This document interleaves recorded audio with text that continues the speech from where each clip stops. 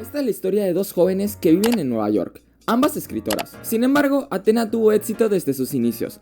En la universidad ya era catalogada como una inminencia. Fue becada y aclamada por sus grandes obras novelísticas, hasta acabar firmando un contrato con Netflix para llevar sus historias a la pantalla grande. Lo mejor es que esto ni siquiera significaba mucho para ella, solo era un paso más en su carrera. Athena contaba con grandes cantidades de dinero, enormes filas de seguidores y mucha fama. Sin embargo, no tenía casi prácticamente amigos. Por otro lado estaba June, la sombra de Athena. Le parecía increíble que continuaran siendo amigas, puesto que ella se consideraba una simple mortal, aunque internamente le guardaba muchísima envidia. Athena siempre había logrado lo que ella quería, y era duro ser amiga de alguien que la eclipsa. Sin embargo, hoy estaban celebrando un nuevo logro y se encontraban en un bar. June recordaba que se hicieron amigas solo por cuestiones de la vida. No es como que fueran almas gemelas, simplemente ambas querían ser escritoras y chocaban en cada evento y curso al que iban. Juniper escribió su primera novela en un momento de inspiración. Fue un relato en el que retrató su paso a la madurez, y cuando llegó la hora de publicarlo,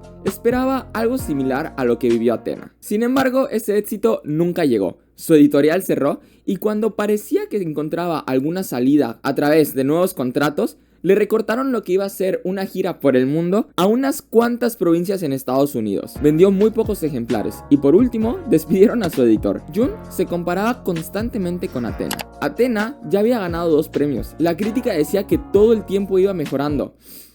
Athena era increíble. Cuando salían, varios chicos se le acercaban a hablar y le invitaban tragos, pero a ella ni la volteaban a ver. Era como si fuera invisible. Con el paso de la noche se fue emborrachando, y esto significaba otro problema, ya que cuando Athena se emborrachaba, presumía de más y se ponía sentimental.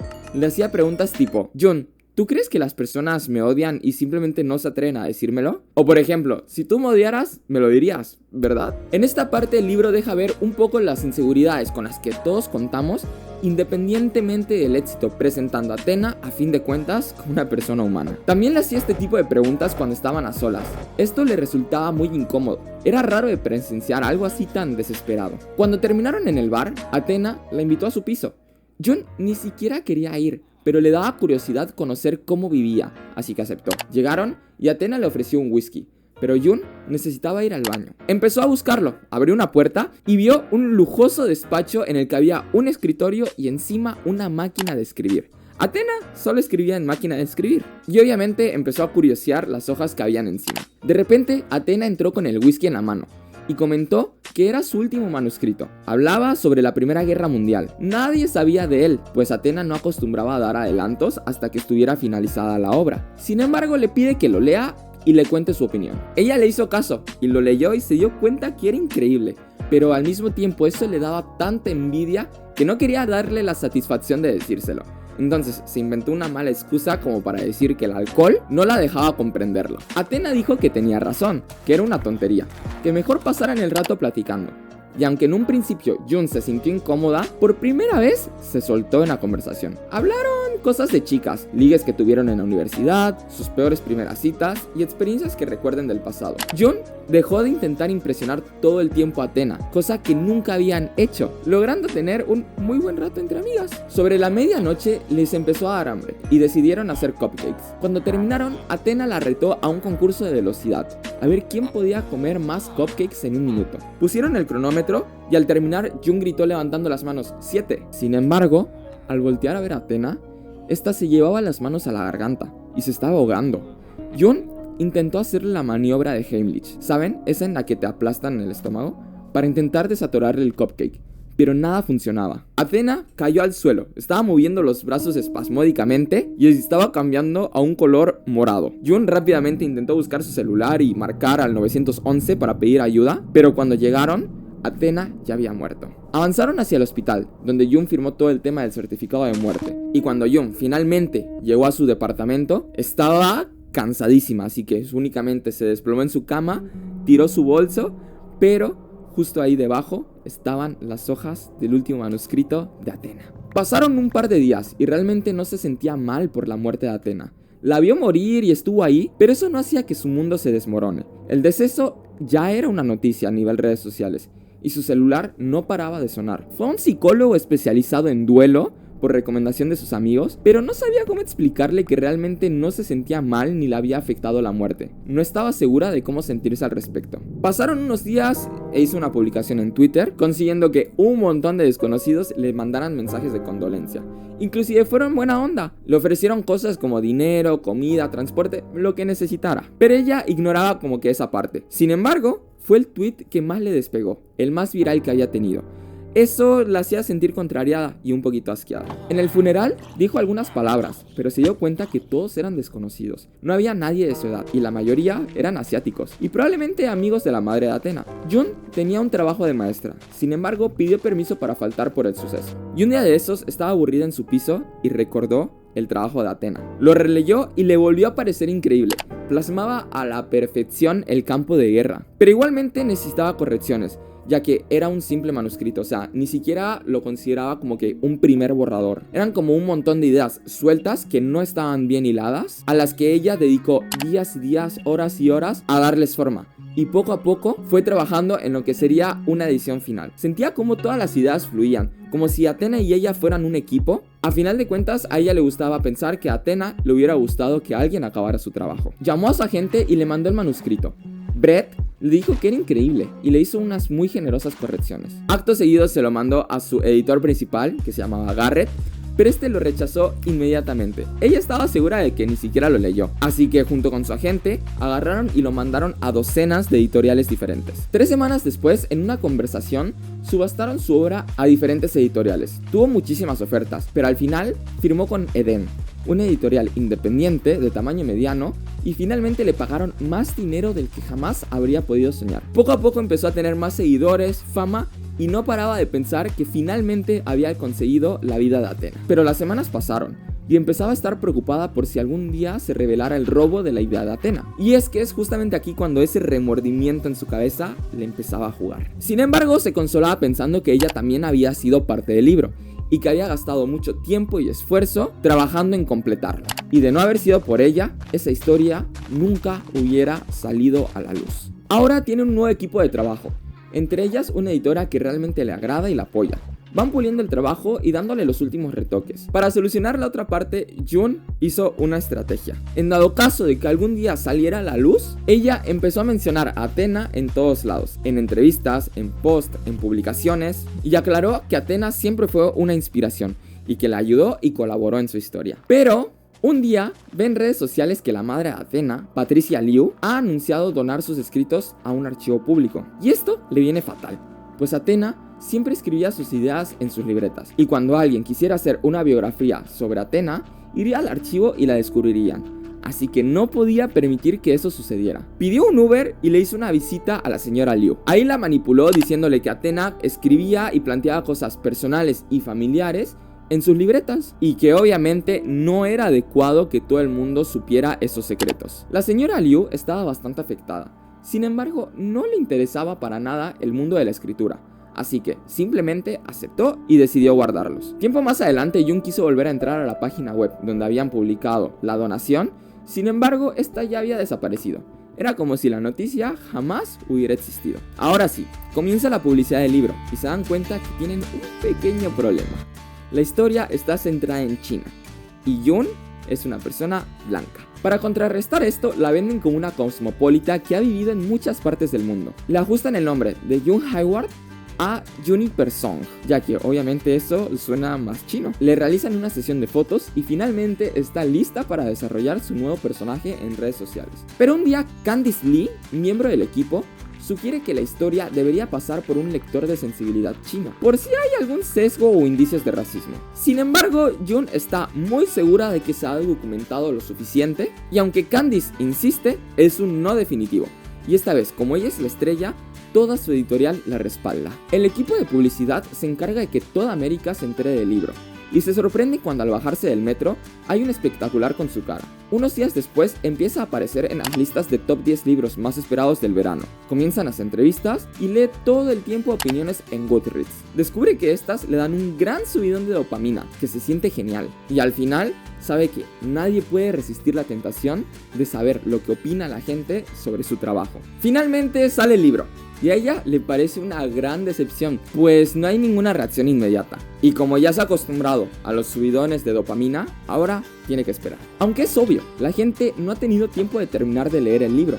Sin embargo, en redes ve publicaciones que afirman que todo el mundo está hablando de La Última Frontera, como si supieran que va a ser un éxito. Y acá se cuestiona sobre cómo funciona el mundo editorial. Piensa, ¿será que aquellos libros que en algún punto llegan a ser un exitazo, lo logran porque en algún momento, sin ninguna razón aparente, todos hemos decidido que esa será la próxima lectura en tendencia? Es interesante. También podemos observar ese comportamiento en otros nichos, ya sea redes sociales, películas, música. Por ejemplo, me imagino que todos recordarán cuando salió Un Verano Sin Ti y se escuchó en todos los antros por muchos meses. O hace 2 años cuando salió la Bizarrap Session con Quevedo. También la contratan en una librería famosa para dar una sesión de preguntas y respuestas. Y recuerda un poco triste cómo la vez pasada que la contrataron para un evento así, le resultó muy doloroso ver cómo las personas se empezaban a ir mientras ella seguía platicando. Pero esta vez no, esta vez la librería estaba llena y era por ella.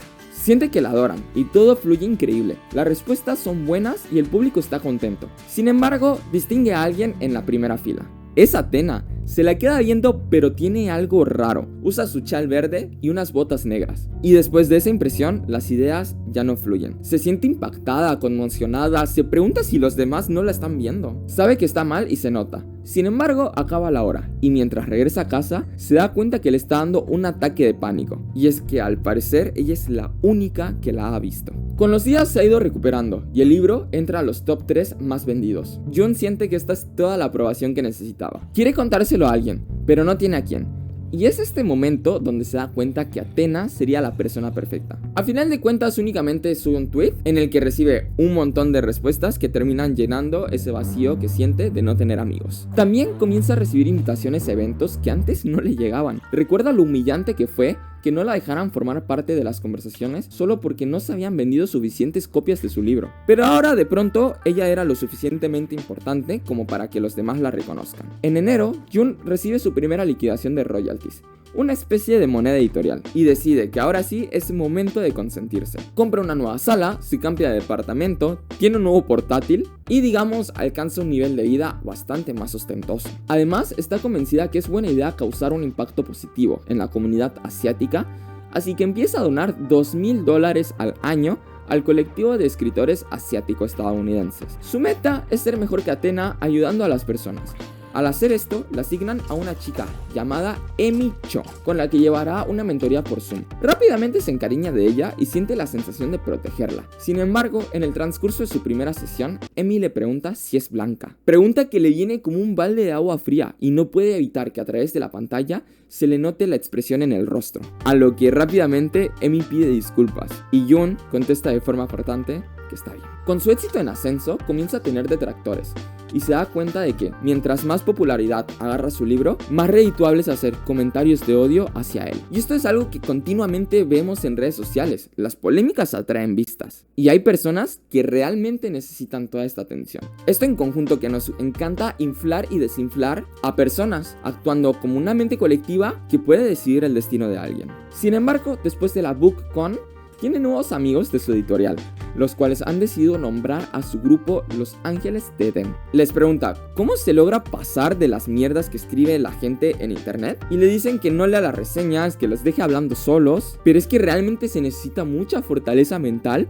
para hacer como que te da igual lo que las otras personas están diciendo de ti. Y en su caso específico, no puede parar de hacer clic sobre los artículos negativos. Poco a poco se da cuenta de que las personas siempre son más valientes por internet. Quiere denunciar lo indignante y cruel que resulta todo esto, pero sus nuevos amigos le aseguran que guardar silencio es una mejor defensa. La situación comienza a apoderarse de ella, y ahora tiene debates ficticios en la ducha. Cuestiona si el simple hecho de ser asiáticos los hace automáticamente unos expertos en historia, o si la consanguinidad les da alguna perspectiva epistemológica única. Días después, la han invitado a un evento donde será parte de una mesa panel. Ella cree que es buena oportunidad para defenderse. Sin embargo, de primeras, una chica chino-estadounidense le pregunta, ¿crees que está bien que una escritora blanca saque beneficios de este tipo de historia? Y también la cuestionan sobre por qué cree que es la persona adecuada para contarla. A lo que Jun responde acertadamente que es muy peligroso comenzar a censurar lo que un autor debe o no debe escribir. Personalmente, odiaría tener que vivir en un mundo en el que la gente debe escribir sobre algo basándonos en su color de piel. Pero pensemos, ¿será que las personas que en algún punto han sido opresoras pueden divulgar el vivir y el sentir de los grupos oprimidos? Y en su contraparte, ¿tienen que pagar toda una sección de personas por lo que han hecho solo algunos de su raza? Jung dice que escribir es un ejercicio que se basa en la empatía. Leer nos ayuda a ponernos en la piel de otros. Los sucesos al final siempre están ahí, pero estos no son evidentes para todos. Ese es el trabajo del escritor, convertir en puntos de apreciación lo grotesco. Decir, fíjense en esto, mientras todos los demás nos estamos tapando los ojos, viendo entre las rendijas de nuestros dedos, incapaces de hacerle frente a la realidad. Son los escritores los que le dan un nombre a lo impensable. Y creo que si les incomoda que escribas sobre una tragedia, tiene más que ver con que nos incomoda reconocer que eso algún día sucedió. Al final cuestiona, ¿quién tiene derecho entonces a escribir sobre el sufrimiento? Y si lo pensamos de esa manera, tenemos que preguntarnos entonces, ¿quién va a ser la persona que tenga el derecho de poder juzgar lo que puede escribir alguien y lo que no? ¿No será que en nuestro buen afán de querer darle a cada persona lo que corresponde, nos tomamos ciertas libertades que terminan limitando la de otros? Cuando la realidad, o sea, el día a día es algo que vivimos todos y cada quien puede tener una percepción diferente de ella. Atena una vez confesó que en su proceso de escritura intenta encontrarle sentido al caos. Mencionó en una entrevista que cree que la forma en la que nos enseñan historia no es la adecuada. Hacen parecer que los eventos están muy lejos de nosotros, como si no fuéramos a llevar a cabo las mismas acciones si se nos presentara la misma situación. Ella quería sacar esas historias crueles al público, que el lector se enfrente a lo mucho que se acercan esas historias al presente. Y si lo vemos desde esta perspectiva, sacar provecho de las tragedias dejaría de ser una explotación y por el contrario, se convertiría más en un servicio a la comunidad. ¿O no? ¿O será que solo se están haciendo ricos algunos a costa de las emociones que genera el dolor en otros? Piénsenlo.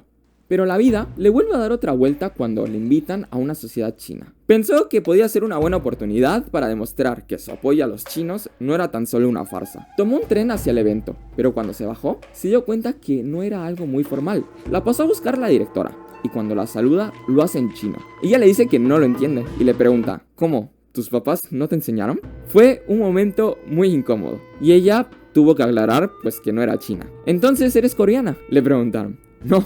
Tampoco. ¿Pero no tienes familiares chinos? No. Fueron los 50 minutos más largos de su vida en taxi hasta el lugar, donde al llegar descubrió que habían alrededor de 40 personas. Era un número más elevado del que esperaba. Sin embargo, inició su discurso. El evento se desarrolló bien. Le hacían preguntas nada hostiles y ella respondía alegremente. Cuando pasó la hora, le invitaron a cenar y la llevaron a un rincón de la mesa donde se encontró con un señor ya de la tercera edad, el señor James Lee. Este le cuenta que él tuvo un familiar en la guerra y le agradece encarecidamente por contar la historia. Es realmente importante para ellos que se conozca la situación. Pero a Jung le entra un profundo impulso de echarse a llorar a mares. Y es por primera vez que entiende que quizás no es la persona adecuada para contar esa historia. Sin embargo, el señor Lee le dice que es perfecta, que su generación no domina muy bien en inglés, pero que ella lo hace espectacular. Y claro, sí es estadounidense. Ella no puede más con la vergüenza y termina inventando una mala excusa para escapar del lugar. Pide que a partir de ahora rechacen cualquier invitación a eventos, excepto obviamente a las premiaciones, porque odiaría no tener ese subidón de dopamina que le dan recibir ese tipo de validación. Ella opina que las premiaciones son siempre bastante arbitrarias y subjetivas. Siempre hay algún superventas que no es seleccionado para alguna categoría que sin duda debería ganar. Y en este punto debo de confesar que sentí mucha conexión con Rebecca Kuang, como si quizás esta fuera la opinión de ella. Y es algo que en realidad se revive bastante a través del libro. Creo que varios pasajes son cosas que ella tenía aquí atorados y las quería expresar de alguna manera. Y los hace en esta obra, cosa que creo que lo hace bastante especial. Pero regresando con Jung, termina ganando un Goodreads Award y otro premio más que hacen que despierte el interés en Hollywood. Su agente audiovisual quiere reunirse con una productora para llevar su libro al cine. Cuadran horarios y se reúnen en una cafetería. Son dos personas bastante alegres que al inicio intentan entablar una charla trivial y comienzan a hacer preguntas de sondeo. Ella no sabe muy bien cómo identificar si estas dos personas están siendo auténticas o no, pues tienen fachadas muy alegres, cosa que le dificulta la tarea. Cuando hablan del libro, hay una preocupación genuina por los chicos sobre conocer qué partes son importantes para Jung, qué le gustaría conservar, qué le gustaría que no se toque ni se cambie, o si desea mantener la historia íntegra. Pero a Jung le da igual. no quiere problemas ni meterse en líos con ellos. Aprueba que hagan lo que quieran con el guión, argumentando que ellos son los expertos. Y esto tiene todo el sentido, ya que ella no siente ningún apego real hacia la historia. No está vinculada con las personas, ni con los personajes, ni con el evento. Y obviamente nada le importaría menos que se pierda el mensaje entre los clichés y sesgos de una productora. Pero no olvida preguntar sobre el dinero y como para qué fechas estaría publicando la película. Conforme ha ido logrando cosas, acepta que sus ambiciones han crecido. Observa que lo que tiene no es nada comparado con las grandes estrellas, y ahora quiere igualarlo. Quiere ser como Stephen King y se pregunta, ¿qué la detiene? Se siente sumamente extasiada. Pero, al llegar a su casa, entra a Twitter y descubre que hay una nueva cuenta que se llama Fantasma de Athena Liu. Esta revela lo sucedido. Escribe en un post: Jun ha robado la historia de Athena y la ha publicado, y llama a la comunidad a que se levante. Jun queda conmocionada. Empiezan a llegarles mensajes con amenazas. Piensa que se acabó. Piensa en su equipo, en Eden. Se cuestiona cómo puede creer que todo esto no se volvería en mi contra. Y es solo ahorita cuando en serio empieza a sentir la culpa de lo que hizo. Después de darle 1000 vueltas al asunto en su cabeza, se da cuenta de que la persona no puede saber toda la verdad. Puede conocer la noticia, pero no tiene ninguna prueba concreta. Habla con Brett, sin embargo, él no está disgustado ni enfadado. Solo le dice que si las afirmaciones son falsas, no responda. Es simple difamación, porque son falsas, ¿verdad, Jun? No obstante, ella está convencida que las acusaciones no desaparecerán. Se da cuenta que al parecer, los perfiles de Twitter que no pertenecen a figuras públicas notables, los que no tienen nada que perder y todo por ganar, son los que más atacan, los más despiadados. Cree que los demás han decidido cuál va a ser su historia. Sin embargo, no me conocen. Solo han tomado fragmentos de información sobre mí que han encontrado en internet y los han unido para crearme una imagen de villana. Entre todo este problema, por momentos empieza a dudar de ella misma. ¿Y si realmente sí soy así como me hacen ver? Se pregunta. ¿Será? Jun no es capaz de soltar sus dispositivos. Intenta salir a darse un paseo, a tranquilizarse, desconectar, pero el mundo exterior le parece tan insustancial e irrelevante que la cabeza empieza a darle vueltas y siente que está a punto de sufrir otro ataque de ansiedad, por lo que regresa corriendo a su piso y se hunde en las redes sociales, lo cual paradójicamente la calma. A veces desearía que hubiera una estrategia de salida, alguna disculpa mágica que hiciera que todo se acabara. Y entonces una bloguera subió un post en el que describía lo que tendría que hacer Jun para que fuera perdonada. Pero esto incluía devolver todo lo que había ganado con el libro a la familia Liu. Y ella no estaba dispuesta a perder todos sus ahorros. Empieza a pensar que tal vez esto es parte del desarrollo, algo por lo que todos pasan. Observa cómo afuera hay decenas o miles de desconocidos intentando meterse en su vida, buscando formas de burlarse o humillarla. Inclusive peor, ponerla en peligro, hasta que al final no quede más, en su opinión, que una afirmación justificada o no de que ha sido cancelada. Durante los próximos días solo quiere estar en cama, pero tiene dos eventos, uno con niños de primaria, que sale muy bien, y otro con escritores, donde vuelven las preguntas hostiles. Determina que le hacen esto porque todos le tienen envidia, pero no dejará que personas que quieren convertirse en celebridades trastornadas destruyan su carrera. En medio de todo el problema, Jun necesita visitar a su familia, así que se dirige a Alejandría a visitar a su hermana. Ella nunca ha terminado de comprender su vida, piensa que es inestable y que ha desperdiciado su carrera. Su hermana es contadora, lo cual para Jun significa una vida tremendamente aburrida, estándar y tradicional. Preferiría morir antes que vivir así. Durante la comida, conoce al esposo de su hermana, Tom, con quien mantiene una conversación banal. Tom es ingeniero informático y Jun, aprovechando la situación, le pregunta si podría por ahí rastrear una dirección IP.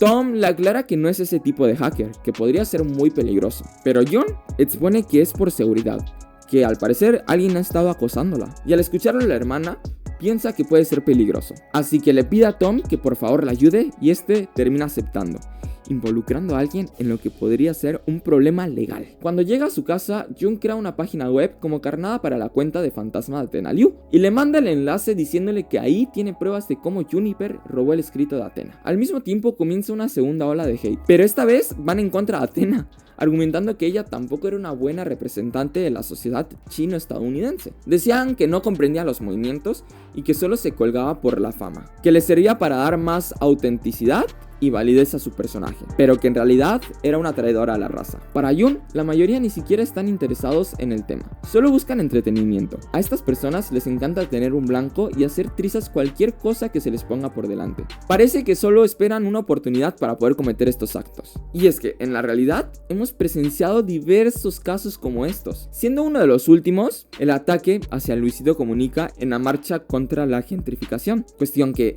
puede ser que él haya afectado de manera indirecta, pero nunca ha estado a favor de esos movimientos como tal. Independientemente, a veces funcionamos como una mente colectiva que creo que no se cuestiona si sus actos realmente son pertinentes. Sin embargo, Jun comienza a disfrutar de esta situación. Esto le da un respiro y finalmente han cancelado a Athena post muerte. Patético, ¿no? Pero así funciona Twitter. Hacen acusaciones de todo el mundo, las reputaciones caen y una semana después a todos se les ha olvidado. Al final del día, Tom le envía la ubicación de la IP y se da cuenta que está en Fairfax, estado que está realmente cerca de ella, pero sabe exactamente quién es el culpable.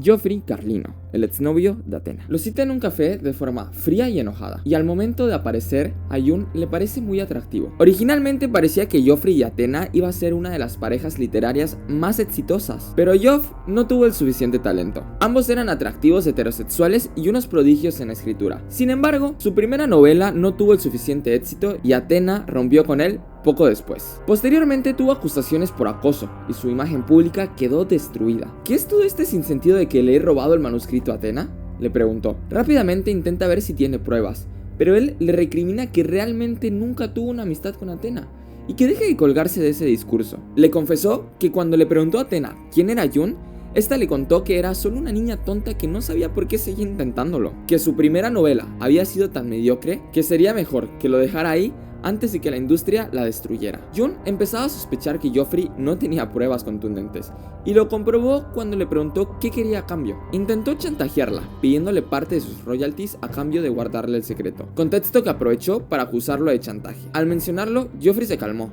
pues vio que no tenía salida, y Jun además había grabado la conversación, así que había ganado. Al llegar a su casa, Jun hizo una declaración pública sobre todo este asunto, ganando un montón de personas que cambiaron de bando, de odiarla a la empatía. Luego, todas las noticias editoriales siguieron su curso y pasaron al siguiente escándalo en la lista. Jun estaba tranquila y nada arrepentida de nuevo, pues a los ojos de la opinión pública era inocente. Finalmente la polémica se había desvanecido, pero eso significaba otro problema: se estaba volviendo irrelevante. Piensa en que ya has sido una nadie antes, pero no sabía que, incluso cuando has logrado tener a todo el mundo literario en la palma de tu mano, este puede acabar olvidándose de ti. Sin embargo, tiene los suficientes ahorros como para mantenerse perfectamente por los próximos 10 años.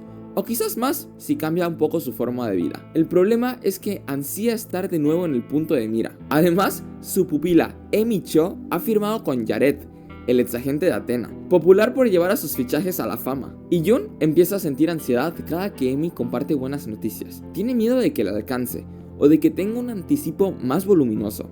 En pocas palabras, que su fama supere la suya. Sabe que la única forma de ganar en esto es deslumbrar al mundo con su próximo libro, pero no tiene nada. A lo que Brett le dice que aprovechen la situación y que en sí el siguiente proyecto no tiene que ser algo increíble, simplemente tienen que publicar algo. Pero el problema es que cada que intenta escribir solo escucha la voz de Athena criticándola. Sin embargo, recuerda que cuando robó la última frontera también tomó un par de papeles más de los que estaban desperdigados. Busca entre ellos y encuentra la idea de su próxima novela. Siente cómo todo vuelve a empezar a fluir. Puede ver el inicio, la trama, los giros y el increíble final. Hace un plan de escritura y está segura de que puede completar la historia en un mes. El título será Madre Bruja y ahora sí está 100% segura de que nadie podrá acusarla de que es plagio. ¿O sí? Y nuevamente Jun vuelve a caer en el mismo error. No ha aprendido de su anterior situación y su afán de alcanzar sus objetivos a costa de todo vuelve a jugársela. Meses después publicó Madre Bruja y aunque tuvo menos ventas que La Última Frontera, pues el mercado para relatos cortos es más pequeño, consiguió una mención en el New York Times. Lo raro es que todo estaba bajo mucha calma, lo cual le resultaba sospechoso. 2 semanas después del lanzamiento de Madre Bruja, Adele Sparks Sato publica un artículo acusando a Jun de nuevo de un plagio, mostrando evidencias de que la obra comienza con frases que Athena había escrito en un taller de verano. La primera vez que a Jun le había pasado esto, reaccionó con muchísima ansiedad. Sin embargo, esta vez no encontraba el pánico, solo siente resignación, sabe lo que viene y que no puede hacer nada.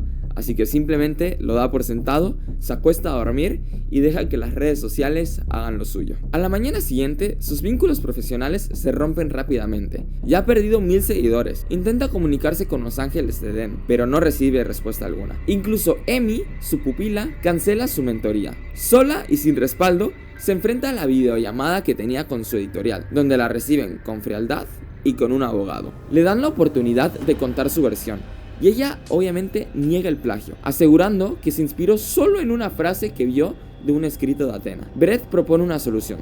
Podrían reescribir sin problemas el inicio del libro, pero terminan preguntándole sobre lo que está escribiendo ahora. No hay una respuesta, por lo que tal vez puedan emitir un comunicado temporal, pero lo mejor sería que se centre en su próximo trabajo. En el fondo, Jung capta el mensaje: mantente en silencio, pasa por desapercibida y demuestra que puedes escribir tus propios libros, y de preferencia que no tengan nada que ver con Athena. June está convencida que la odian. Brett, sin embargo, le revela que toda la polémica ha generado un inesperado aumento en ventas, alimentado por comentaristas de extrema derecha que han convertido el caso en una guerra cultural. Y aunque es una situación complicada, la editorial decide seguir apostando por June, debido a que esta les está generando ganancias. Y es que con la ultrapolarización actual, parece que estuviéramos peleados con los puntos medios, donde si algo parece malo hay que cancelarlo y satanizarlo, o si algo genera emociones positivas, todos deberíamos ser así y hay que alabarlo. Claro, radicalizarnos de esta manera sirve para las grandes empresas, ya que obviamente los productos pueden generar más ganancias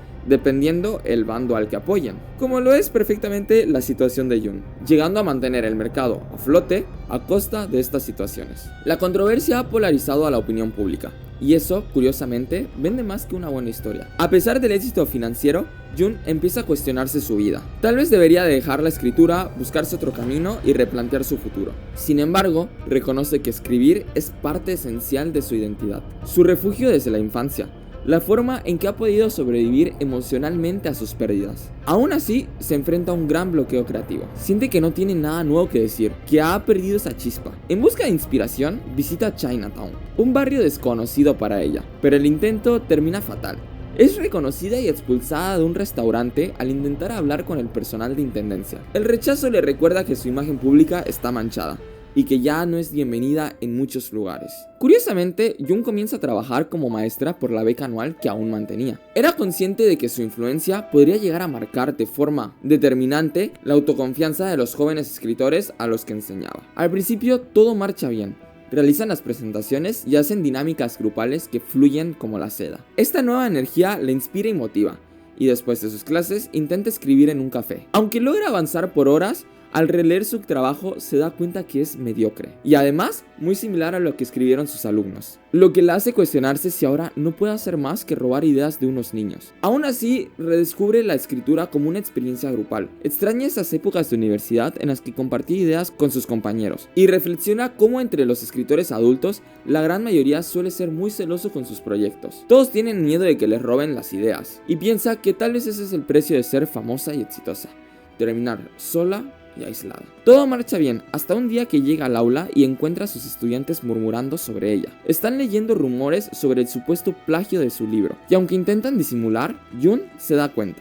Movida por la impulsividad, escoge el texto de Skylar, una de las alumnas, para analizarlo en clase y lo critica con dureza. Hace comentarios poco empáticos y agresivos. Para el final de la clase, Skylar está a punto de llorar y el resto de sus compañeros están seguros de que su trabajo es terrible. Al día siguiente, Jung recibe una llamada de la directora por diferentes quejas de los alumnos con relación a su comportamiento. Intenta justificarse, pero no quiere entablar una pelea con adolescentes. Al final decide renunciar, inventando una excusa de que tendrá que ver a su madre en unos días, pero esto solo lo hace para no enfrentar a la situación de forma directa. La directora acepta con cortesía, aunque Jung sospecha que, en el fondo, también lo deseaba. Al final, Jung sí que termina visitando a su madre. Busca un poco de consuelo con todo lo que está pasando. Necesita a alguien que no la odie, aunque sabe que después del abrazo inicial volverán esos comentarios controladores y condescendientes que tanto marcaron esa relación en el pasado. Al llegar, se abrazan y siente cómo se le anegan los ojos de lágrimas. Pero su madre no hace preguntas, mostrando el mismo desinterés hacia cualquier cosa que tuviera que ver con escritura que tanto la había herido de pequeña. Descubre que están a punto de vender la casa, cosa que Jun nunca se hubiera imaginado. Ya han puesto sus cosas en bolsas. Le dice que revise, a ver si quiere conservar algo. Jun se queda parada, esperando en silencio que su madre, por algún instinto maternal, se dé cuenta de lo mal que se siente. Pero esa intuición y cercanía emocional nunca llegan. Entra a su cuarto y ve cómo todos sus cuadernos están igual que siempre. Todos esos mundos imaginarios, escenas e ideas a medio terminar que nunca serán trabajos completos. Eran más un revoltijo creativo, puertas hacia otros mundos en los que permanecía horas y horas cuando no quería estar en el suyo. Sin embargo, no hay nada que pueda servir para su manuscrito, pero le servirán para recordarse que escribir antes no era una actividad que le hiciera sentir miserable. Echa de menos sus días de instituto, cuando una página en blanco significaba posibilidades en lugar de frustración. Echa de menos lo que escribir significaba antes de conocer a Athena Liu. Pero una vez entras al mundo editorial, todo gira en torno a ser profesional. Las editoriales mueven el juego, toquetean tus palabras, tu visión, sintetizan cientos de páginas de reflexiones meticulosas hasta convertirlas en temas de debate agradables que resulten redituables. Los lectores con sus expectativas distorsionan no solo tu historia, también tu filosofía y tu postura ante cualquier asunto ético. Tu persona y escritura pasan a ser un producto. Tu aspecto, ingenio y réplicas no le importan a nadie en la vida real. Y una vez empiezas a escribir para el mercado, da igual lo que a ti te guste. Lo importante es lo que el público quiere ver. A nadie le interesan las reflexiones internas de una chica blanca, sosa y hetero. Quieren lo más nuevo, lo exótico y diverso. Durante la cena no hablan mucho. Siempre han sido así. O guardan silencio o se pelean. Jun tiene la sensación de que su mamá no sabe muy bien qué hacer con ella. En su opinión, sus sueños no son más que unas obsesiones locas. ¿Cómo te va con eso de escribir libros?, pregunta finalmente. Jun quiere contarle todo, pero no sabe por dónde empezar. Dice, no se me ocurre nada sobre lo que escribir. A lo que le responde, quizás es el momento de pasar a otra cosa. Jun se queja, pero su madre le reitera que quizás debería entrar a la carrera de contabilidad y hacer algo por el estilo. Pero Jun nunca ha querido una vida así. ¿Te crees demasiado buena para un trabajo de oficina? Pero ese no es el problema. Realmente puede vivir mucho tiempo sin preocuparse por el dinero. Entonces, ¿cuál es el problema?, le preguntan. Y dice, no puedo vivir anclada a una obra. Sé que nunca vas a entender esto, pero tengo que escribir el próximo exitazo. Y luego otro, y luego otro. Jun no se había dado cuenta de lo mucho que le aterrorizaba esto. Si no, cuando muera, no habré dejado ninguna huella en este mundo. Juni, escribir no lo es todo, le dice su madre. Pero para ella sí lo es toda su vida. ¿Cómo puedo hacérselo entender? Necesito crear, es como una necesidad física, como comer, como dormir, como beber. No podría soportar una vida insignificante e independiente como la de ellas. Quiero que mis palabras perduren, quiero ser eterna. Llega el punto en el que Jun ya no quiere seguir con la conversación. Sé que nunca has apoyado mi trabajo, le dice. Claro que apoyo tu trabajo. No, no lo haces, lo detestas. Piensas que es una estupidez, y lo entiendo. No es eso, Juni. Sé cómo funciona este mundo de las artes. No es para todos, y no todos triunfan. Y con una actitud condescendiente, le frota la cabeza. De vuelta en Washington, y sin ideas para escribir, Jun cae en una rutina obsesiva. Busca cursos que estudiar durante el día, pero por las noches se refugia en su celular revisando compulsivamente menciones a sus libros y a sí misma, intentando revivir la emoción de su antigua fama. Entonces, un comentario que la defiende sugiere que una gran historia por explorar sería la compleja relación entre ella y Athena, lo que enciende la chispa para un nuevo proyecto. Inspirada, Jun decide escribir una pseudo-autobiografía, donde mezcle ficción y realidad, incluyendo los aspectos más oscuros de su relación con Athena, el plagio, la fama y su caída. Durante el proceso, redescubre su pasión por la escritura y reflexiona sobre su vínculo amistoso. ¿Será que toda la tensión que siempre hubo era real? ¿O solo una proyección de sus inseguridades? Recupera la fe en sí misma y hace un anuncio de su regreso en redes sociales. Sin embargo, toda esta motivación se quiebra cuando aparece una nueva publicación desde la cuenta de Athena. Se pregunta cómo puede ser. ¿Está viva? Aunque realmente hay algo raro en su foto. Tiene los ojos muy abiertos y da un aire más como esos creepypastas que salen. Sin embargo, cuenta con la verificación, así que sí, es ella. También se percata que la publicación está configurada de forma que Jun es la única persona que la puede ver y contiene un mensaje perturbador. Desesperada y confundida, contacta a Joffrey Carlino, pidiéndole que pare, pero este no tiene ni idea de qué habla. Así que Jun decide reunirse con él para entender qué está ocurriendo. Terminan viéndose en una cafetería y le muestra las publicaciones inquietantes desde la cuenta de Athena, convencida de que alguien la está acosando. Joff niega estar involucrado y sugiere que podría tratarse de un hacker, Mucha gente la odia hoy en día. Jun pregunta si Athena tenía alguna hermana o prima, pero la historia de la familia Liu es bastante trágica. Perdió contacto con todos al mudarse hacia los Estados Unidos, y los que quedaron en China fueron asesinados o fusilados. Jun comienza a sospechar que Athena podría haber fingido su muerte como una idea de publicidad para su próximo proyecto, pero Geoff le recuerda que ella estuvo ahí y la vio morir. De pronto, Jun cree volver a ver a Athena por la ventana, pero asume que ya está perdiendo la razón. Joffrey le aconseja que deje todo atrás, que bloquee a sus haters y que continúe con su vida. Finalmente acepta, pues entiende que es lo que él hizo, pero no puede llevarlo a cabo. La misteriosa cuenta de Athena continúa atormentando a Jun con fotos recientes, haciéndole creer que alguien la vigila constantemente. Un día, mientras escribía en una cafetería, ve a una mujer con un chal verde y botas negras. Son exactamente las mismas que usaba Athena. Instintivamente pega un brinco de su silla y sale corriendo tras ella.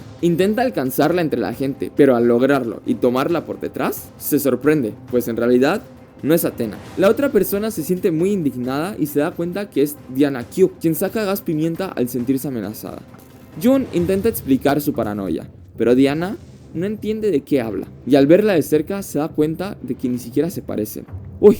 Menuda loca, exclama. Aunque sabe que no está completamente loca, se da cuenta de que ya no puede confiar en sus sentidos. Diana se marcha confundida, y Jun se queda temblando, descompuesta, y emprende el camino de vuelta a casa. Al llegar, se encierra en el baño, tiene arcadas, se mira al espejo y ve a una persona completamente deteriorada, cansada, aislada y al borde del colapso. Derrotada por el evento de la tarde, vuelve a hundirse en las redes sociales, donde encuentra una nueva publicación desde la cuenta de Athena. Una foto donde se ve a la propia Athena sentada en la misma cafetería en la que ella estuvo. Aterrada y agotada, ya sin poder soportarlo más, le escribe directamente: Athena, has conseguido mi atención. ¿Qué es lo que quieres? La respuesta es breve y escalofriante. En las escaleras de El Exorcista, mañana por la noche. No cabe duda que está viva. Las escaleras del Exorcista era un chiste local entre ellas. Sin embargo, también contempla que puede ser una trampa. Así que toma una linterna, gas pimienta y una navaja. Pide un Uber y se dirige hacia Georgetown. Al llegar no hay nadie. Son vacaciones, así que los alumnos no asisten. Comienza a buscarla y se siente una idiota por haberle creído. Pero de repente escucha una voz familiar que le dice: me alegro de verte. Reconoce la voz, es la voz de Athena. Sin embargo, empieza a moverse y a provenir de puntos diferentes. Comienza a cuestionarla sobre lo que hizo, y Jun termina derrumbándose y confesando su plagio. Sin embargo, ahora solo quiere saber que su amiga está bien y estar con ella. Al momento, una figura sale de una esquina, y al voltearse se da cuenta que no es Athena. Candice Lee, ¿me recuerdas? Poco a poco va recogiendo las cámaras y los micrófonos de los árboles de alrededor. Candice parece trastornada y peligrosa.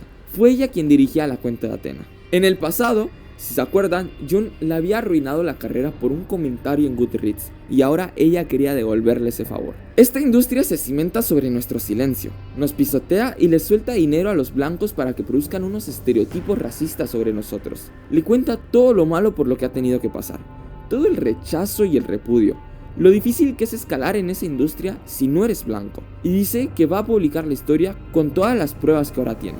¿Te imaginas lo mucho que adorarán esto?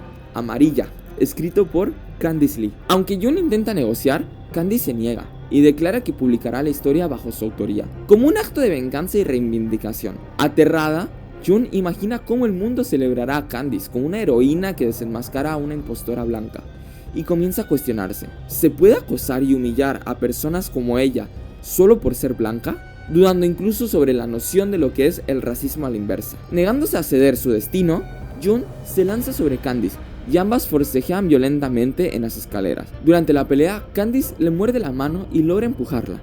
Jun pierde el equilibrio y termina cayendo escaleras abajo. Tras salir del hospital, Jun descubre que Candice ha empezado a divulgar su versión de los hechos en una revista del New York Times, donde menciona que estará escribiendo algunas notas sobre el caso Juniper Athena. Varias editoriales ya están interesadas en publicarla, incluyendo a Eden. Al ver esto, Jun se siente completamente derrotada, sin rumbo ni propósito. Pasa horas en redes sociales, aturdida y sola, contemplando incluso el suicidio, imaginando cómo sus detractores reaccionarán con la culpa de su muerte. ¿No les da vergüenza?, se pregunta. Pero justo cuando se encuentra al borde del abismo, algo dentro de ella se niega a rendirse. No puede irse sin tener la última palabra. Una semana después, al enterarse de que Candice ha vendido los derechos de su libro a Penguin Random House, Jun no entra en pánico. En cambio, siente una calma intensa y una chispa de inspiración. Comienza a escribir una trama en la que ella es la verdadera víctima, manipulada, acosada y llevada al borde de la locura. Decide contar su versión, convencida de que cuando surjan las contradicciones en el relato de Candice, la opinión pública se verá dividida, las reputaciones caerán y el escándalo se desbordará. Y cuando todo se disipe, solo quedará una duda persistente. ¿Y si Juniper Song tenía razón?